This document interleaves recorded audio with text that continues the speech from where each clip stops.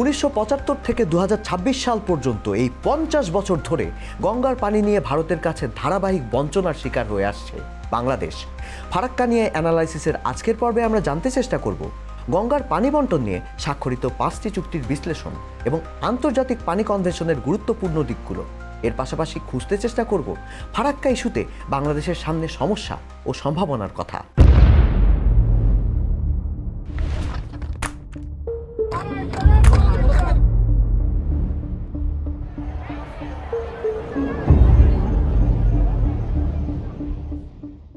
গঙ্গা নিয়ে স্বাক্ষরিত 5টি চুক্তি বিশ্লেষণ করে দেখা যায় গঙ্গায় বাংলাদেশের পানির হিস্সা ক্রমেই কমে গিয়েছে। এছাড়া উপমহাদেশে অন্যান্য পানি বণ্টন চুক্তির ক্ষেত্রে দেশগুলোর নদীর মোট প্রবাহকে বিবেচনা করা হয় এবং উজানে নদীর ওপর নির্মিত সব ব্যারেজ, ড্যাম বা বাঁধের তথ্য ভাটির দেশকেও দেওয়া হয়। এমনকি ভারত পাকিস্তানের মধ্যকার সিন্ধু চুক্তিতেও এ বিষয়টি অনুসরণ করা হয়েছে। কিন্তু গঙ্গা চুক্তির ক্ষেত্রে বিষয়গুলো পুরোপুরি উপেক্ষা করা হয়েছে। ভারত বাংলাদেশকে শুধু ফারাক্কা ব্যারাজের পানির তথ্য প্রদান করে, যদিও গঙ্গার উজানে আরও একাধিক ব্যারাজ ও ড্যাম নির্মাণ করেছে ভারত, যা ফারাক্কা পর্যন্ত গঙ্গার স্বাভাবিক প্রবাহকে বাধাগ্রস্ত করছে। আন্তর্জাতিক আইন মোতাবেক 40 বছর যদি কোনো বাঁধের বয়স হয়, তাহলে সেই বাঁধের সার্বিক বিষয়ে পর্যালোচনা করতে হবে। অথচ ফারাক্কা বাঁধের বয়স 50 বছর পার করলেও এ নিয়ে আজ পর্যন্ত কোনো আলোচনাই হয়নি। এদিকে 1996 সালে করা গঙ্গার ঐতিহাসিক পানি বণ্টন চুক্তিটি শেষ হচ্ছে চলতি বছরের 12 ডিসেম্বর। কিন্তু হাসিনা সরকার পতনের জেরে ভারত বাংলাদেশে কূটনৈতিক সম্পর্ক এবং গঙ্গা চুক্তির ভবিষ্যৎ নিয়ে এক ধরনের অনিশ্চয়তা তৈরি হয়েছে। আবার জাতিসংঘের পানি প্রবাহ কনভেনশনে স্বাক্ষর না করায় আন্তর্জাতিক আইনের সহযোগিতাও নিতে পারছে না বাংলাদেশ। 1997 সালের 21 মে জাতিসংঘ সাধারণ পরিষদের সভায় আন্তর্জাতিক পানি প্রবাহ কনভেনশনের পক্ষে বাংলাদেশ ভোট দিলেও অজ্ঞাত কারণে তাতে অনুস্বাক্ষর করেনি। এবার চলুন জেনে নেওয়া যাক কি আছে এই আন্তর্জাতিক পানি কনভেনশনে। 2 বা ততোধিক দেশের মধ্য দিয়ে প্রবাহিত আন্তর্জাতিক নদীর পানি বণ্টন নিয়ে জাতিসংঘের কনভেনশনটি হচ্ছে convention on the law of the non navigational uses of international watercourses 1997। দ্বিপক্ষীয় বা আঞ্চলিক পানি চুক্তির ক্ষেত্রেও এই কনভেনশনটিকে ভিত্তি হিসেবে ধরার কথা বলা আছে। আইনটিতে মোট 7 পর্বের অধীনে 37টি ধারায় উল্লেখযোগ্য কয়েকটি দিক হচ্ছে: একটি আন্তর্জাতিক নদীর অববাহিকায় অবস্থিত সব দেশ এই নদীর পানি ন্যায্যতার ভিত্তিতে ও যুক্তিসঙ্গতভাবে ব্যবহার করবে, অর্থাৎ কোনোভাবেই কোনো দেশ সব পানি তুলে ফেলতে পারবে না। কোনো দেশ এমন কিছু করবে না যাতে অন্য দেশের ক্ষতি হয়। এক্ষেত্রে ক্ষতিগ্রস্ত দেশ চাইলে আন্তর্জাতিক আদালতে ক্ষতিপূরণও দাবি করতে পারে। অববাহিকাভুক্ত দেশগুলোর মধ্যে আঞ্চলিক সহযোগিতা ও পানি সংক্রান্ত তথ্য উপাত্ত বিনিময়ের কথা বলা হয়েছে। আন্তর্জাতিক নদীতে স্থাপনা নির্মাণকারী দেশ আগে থেকেই অববাহিকা সংলগ্ন অন্য দেশগুলোকে তা জানাবে।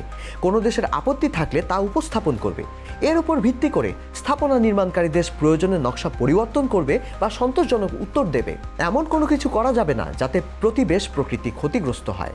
পানি দূষণ নিয়ন্ত্রণে উদ্যোগ নেওয়ার কথাও বলা হয়েছে। জরুরি পরিস্থিতি যেমন যুদ্ধ কিংবা প্রাকৃতিক দুর্যোগে কোনো বাঁধ ভেঙে গেলে কিংবা অতিরিক্ত বৃষ্টির সময় বাঁধের গেট খুলে দিলে দ্রুত তথ্য প্রদান তথা সবাইকে সতর্ক করতে হবে। কোনো স্থাপনাকেই অস্ত্র হিসেবে ব্যবহার করা যাবে না।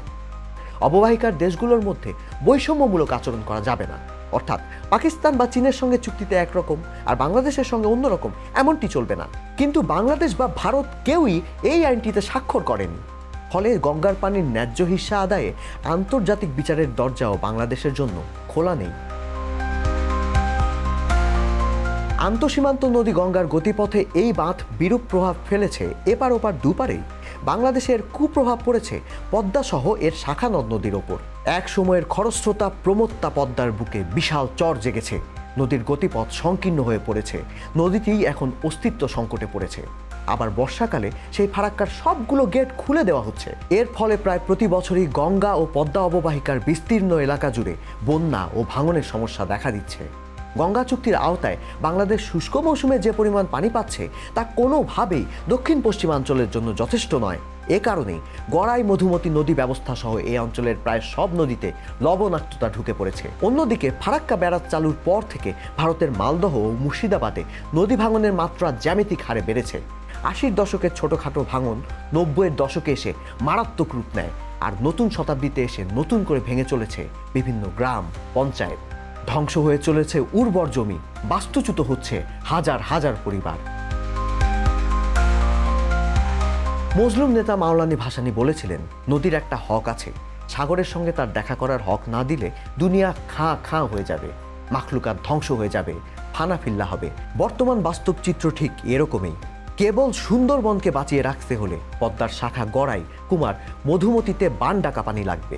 অথচ গঙ্গার পানির প্রতি ভারতের আগ্রহ দিন দিন বাড়ছে, যার অর্থ হচ্ছে সামনের দিনগুলোতে আমাদের হিস্সা আরও কমবে, বই বাড়বে না। বাংলাদেশের রাজনৈতিক পট পরিবর্তনে ঢাকা দিল্লি দুই পক্ষের সম্পর্ক তলানিতে ঠেকলেও পানি ইস্যুতে উভয় পক্ষ নিয়মিত আলোচনা করছে। ইতিমধ্যে গঙ্গা ও পদ্মা নদীর পানি প্রবাহ পরিমাপ শুরু হয়েছে। তবে সময় যত যাচ্ছে সংকট ততই জটিল ও অনিশ্চিত হয়ে পড়ছে। আর এর সরাসরি প্রভাব পড়ছে কৃষি, খাদ্য নিরাপত্তা, নদী নির্ভর জীবিকা এবং পরিবেশের ভারসাম্যের ওপর। বিশেষজ্ঞদের মতে এই সংকটের সমাধান কেবল কারিগরি আলোচনায় নয়, বরং রাজনৈতিক সদিচ্ছা এবং শক্তিশালী কূটনৈতিক উদ্যোগের মাধ্যমেই সম্ভব। বাংলাদেশ যৌথ নদী কমিশন বিষয়টি নিয়ে কাজ করে গেলেও বাস্তব অগ্রগতি সীমিত। কমিশনের কর্মকর্তারা বলছেন এটি একটি দীর্ঘমেয়াদী ও বহুস্তরীয় প্রক্রিয়া।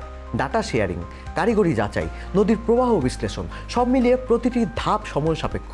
রাজনৈতিক সদিচ্ছা, দক্ষ কূটনীতি ও আন্তর্জাতিক সহযোগিতা ছাড়া এই দীর্ঘস্থায়ী অচল অবস্থা ভাঙার সম্ভাবনা ক্ষীণ বলেই মত তাদের। তাহলে প্রশ্ন হচ্ছে, বাংলাদেশ এখন কি করবে? অভিন্ন নদীর পানির ন্যায্য হিস্সা না পেলে আন্তর্জাতিক ফোরামে বিষয়টি উত্থাপন ছাড়া বাংলাদেশের জন্য আর কোনো পথ থাকছে না। এ কারণে ঢাকা ক্রমশ অভিন্ন নদীর পানি বন্টন সংকটকে আন্তর্জাতিক কূটনৈতিক ফোরামে তুলে ধরার কৌশল বিবেচনা করছে। কিন্তু কোনো আন্তর্জাতিক অঙ্গনে, এমনকি দ্বিপক্ষীয় বৈঠকে পানি প্রাপ্তির ন্যায্যতা নিয়ে আলোচনা করতে গেলে প্রশ্ন আসবে, কিসের ভিত্তিতে পানি চাওয়া হচ্ছে? সংশ্লিষ্ট আইনে কি স্বাক্ষর করা হয়েছে? দীর্ঘদিন ধরে ভারতের সঙ্গে দ্বিপক্ষীয় আলোচনায় দৃশ্যমান অগ্রগতি না থাকায় নীতি নির্ধারকদের একটি অংশ মনে করছেন বিষয়টিকে বহুপক্ষীয় প্ল্যাটফর্মে উপস্থাপন করা ছাড়া কৌশলগত চাপ তৈরির বিকল্প কমে আসছে। পানি বিশেষজ্ঞদের মতে আন্তর্জাতিক ফোরামে ইস্যুটি তোলা হলে এটি কেবল দ্বিপক্ষীয় আলোচনার কাঠামো ভাঙবে না, বরং ন্যায্য পানি বন্টনের প্রশ্নে আন্তর্জাতিক নীতি ও আইনের আলোকে চাপ তৈরি করবে। তবে কূটনীতিকদের একাংশ সতর্ক করছেন, আন্তর্জাতিকীকরণে ভারত প্রতিক্রিয়াশীল অবস্থান নিতে পারে, যা দ্বিপক্ষীয় সম্পর্ককে আরও স্পর্শকাতর করে তুলতে পারে। ফলে বিষয়টি কতটা কৌশলগতভাবে তোলা হবে, কোন ফোরামে উপস্থাপন করা হবে এবং কী ভাষায় দাবি উপস্থাপন করা হবে, এই প্রশ্নগুলো এখন নীতি নির্ধারণী পর্যায়ে গভীরভাবে বিবেচিত হচ্ছে। ভারত বাংলাদেশ সম্পর্কের তিক্ততা দুই দেশের কূটনৈতিক মহল পার হয়ে এবার খেলার মাঠ পর্যন্ত গড়িয়েছে। জাতিগত বিষোদ্গারে মেতেছে দুই দেশের এমপি, মন্ত্রী থেকে আম জনতা। এই অবস্থায় গঙ্গার পানি বন্টন চুক্তি নবায়নের বিষয়টি অনেকটাই নির্ভর করছে বাংলাদেশের আসন্ন ত্রয়োদশ জাতীয় সংসদ নির্বাচনের ফলাফলের ওপর, কারণ এর আশু সমাধান সম্ভব কেবল রাজনীতির মাঠেই। এদিকে ভোটের মাঠে নেই আওয়ামী লীগ। ফারাক্কা নিয়ে বিএনপির অতীত ইতিহাস বলে, তারা ক্ষমতায় গেলে ভারতের সাথে সমঝোতা নয়, বরং অধিকার আদায়ে তারা আন্তর্জাতিক প্ল্যাটফর্মকেই হয়তো বেছে নেবে। জামায়াতে ইসলামী ক্ষমতায় গেলে তারা কোন পথে হাঁটবে অতীত অভিজ্ঞতা না থাকায় তার ধারণা করা মুশকিল। তবে আমার আপনার ভোটে যে রাজনৈতিক দলে নির্বাচিত হোক না কেন, ক্ষমতাসীন সেই রাজনৈতিক দলের ইচ্ছা অনিচ্ছাই আদতে নির্ধারণ করবে গঙ্গা, তিস্তা সহ দুই দেশের মধ্য দিয়ে প্রবাহিত অভিন্ন নদীগুলোর পানি বন্টন চুক্তির ভবিষ্যৎ।